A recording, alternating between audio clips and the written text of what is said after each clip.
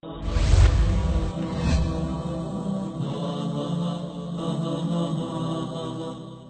رسم جو تقریب حضور صلی اللہ علیہ وسلم اور صحابہ کرام سے ثابت ہو رضوان اللہ تعالی علیہ مجمعین، اس کو دانتوں سے پکڑو، سر آنکھوں پر رکھو اور اپنی حیثیت کے مطابق اس کو پورا کرو۔ لیکن جس تقریب یا جس رسم کا کوئی ثبوت دور نبوی سے نہ ملے، دور صحابہ سے نہ ملے، وہ یقیناً کہیں باہر سے آیا ہے، کسی جاہلیت کا ہم پر حملہ ہوا ہے، یا خود اپنے اگر ہندوؤں سے ہم مسلمان ہوئے تھے تو وہ ہمارا ابھی ہندوانہ پس منظر چل رہا ہے۔ تو ایسی چیزوں کا کم کرنا نہیں، وہ کم سے تو پھر بڑھ کر وہ پودا دوبارہ پھر پورا ہو جاتا ہے، جڑ کاٹ دینا، سرے سے نفی، وجود ہی نہ رہے ان چیزوں۔ خدا کے بندو، حدیث موجود ہے، اعلنوا ھذا النکاح وجعلوہ فی المساجد، ترمذی شریف کی روایت، نکاح کا اعلان عام کیا کرو اور مسجدوں میں منعقد کیا کرو۔ کیا ہو گیا علماء کو، کہاں چھپا رہے اس حدیث کو؟ اگر حضور کی بیٹیوں کے نکاح مسجد میں ہوئے تو کون مسلمان ہے جو کہہ سکے میری بیٹی زیادہ باعزت ہے فاطمہ سے رضی اللہ تعالی عنہ؟ میری بیٹی کا نکاح مسجد میں کیسے؟ دیکھو، عیسائیوں میں اب تک یہ رسم موجود ہے، انہوں نے اپنے چرچ اور پادری کی یہ عزت برقرار رکھی ہے کہ شہزادی کی شادی ہو یا شہزادے کی ہو، چرچ میں ہوگی۔ کوئی پادری ان کا بغل میں کتاب دبا کر بیٹھا ہوا انتظار نہیں کرے گا کہ عصر کا وقت تھا، نکاح کا، بیٹھے مولوی صاحب ابھی بارات نہیں آئی، بیٹھے بیٹھے سوکھ رہے ہیں۔ وہ پہلے 30 40 50 روپے مل جاتے تھے، اب 300 400 500 مل جائیں گے، اور کیا ہوگا؟ اور وہاں کیا ہوتا ہے؟ شہزادہ یا شہزادی چرچ میں آؤ، پادری کے سامنے کھڑے ہو کر ایجاب و قبول کرو۔ اسراف تو یہ ہے کہ ضرورت کی جگہ پر ضرورت سے زیادہ خرچ کیا جائے۔ ایک چھت تو ضروری ہے اپنے اوپر ہونا، لیکن ایکڑوں میں پھیلے ہوئے محل، یہ اسراف ہے۔ لیکن اس سے آگے بڑھ کر تبذیر، ان المبذرین کانوا اخوان الشیاطین، اتنا سخت لفظ، مبذرین تو شیطانوں کے بھائی ہیں۔ مبذر کہتے ہیں اس کو کہ جو بلا ضرورت اپنے دولت کے اظہار کے لیے پیسہ خرچ کر رہا ہے، بلا ضرورت۔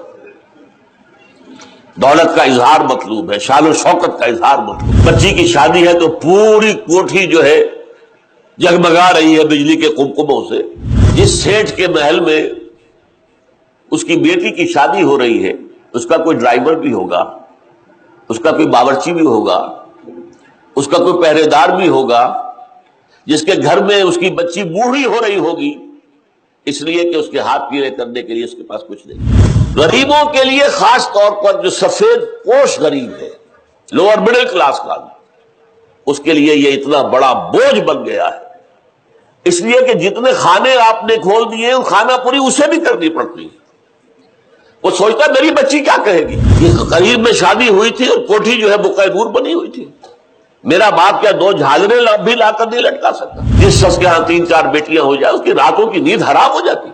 کیسے ان کے ہاتھ پیلے کروں گا؟ کہاں سے لاؤں گا؟ ڈاکہ ماروں گا؟ کیا کروں گا؟ کہاں سے کروں؟ مسجدوں میں ہم واز سنتے ہیں، کل مومن اخوۃ، تمام مسلمان تو آپس میں بھائی بھائی ہے۔ کیا میں اور یہ بھائی ہیں آپس میں؟ ہر شخص واز کہنے والا کہتا تھا سادگی ہونی چاہیے، سادگی ہونی چاہیے، سادگی ہونی چاہیے۔ لیکن غور کیجئے آپ کہ سادگی ایک بے معنی لفظ ہے۔ غریب کی سادگی کچھ اور ہے، امیر کی سادگی کچھ اور ہے، جھگی میں رہنے والے کی سادگی کچھ اور ہے، اور محل میں رہنے والے کی سادگی کچھ اور ہے۔ لڑکی والوں کی طرف سے نکاح کے موقع پر کوئی دعوت نہیں، قطعاً ثابت ہی نہیں۔ شادی کی دعوت صرف ایک ہے اور وہ ولیمہ ہے، صرف ایک۔ ولیمہ کیوں ہے؟ لڑکا جو ولیمہ دیتا ہے اس لیے کہ اس کا گھر آباد ہوا ہے، اس کے ہاں اصل خوشی ہے۔ لڑکی والوں کے ہاں خوشی نہیں ہوتی۔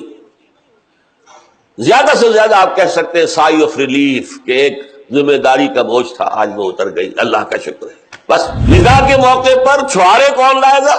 لڑکے والے۔ اور مرغ پلاؤ کس سے کھائیں گے؟ لڑکی والوں سے۔ ذرا عقل کے ناخن لو، جو تمہیں مرغ پلاؤ اور متنجن کھلا سکتا ہے وہ چھوارے نہیں بانٹ سکتا۔ دعوت ایک ہے، ولیمہ۔ اس کے لیے حضور نے اتنی تاکید فرمائی، اولمو، یہ احادیث ہے، اولمو ولو بشاۃ، ولیمہ ضرور کرو چاہے ایک ہی بکری ہو تمہارے پاس۔ اور یہ عرب میں مفلس ہونے کی سب سے بڑی علامت تھی، وہاں تو بھیڑیں اور بکریاں پالتے تھے، ریوڑ ہوتے تھے۔ ایک ہی بکری ہے تو وہی ذبح کرو، گوشت پکاؤ، کھلاؤ۔ یہاں تک دعوت، اذا دعی احدکم للولیمۃ فلیاتھا، جب تم میں سے کسی کو ولیمے کی دعوت دی جائے ضرور جائے. اس سے آگے دیکھیے، اور اس میں توازن جو ہے ہماری دین میں اور حضور کے فرمودات میں، اس کا ایک نقشہ سامنے آتا ہے. بے شک طعام و طعام الولیمہ، ولیمے کا کھانا برا کھانا ہے. کیوں؟ اس میں غریبوں کو نہیں بلایا جاتا.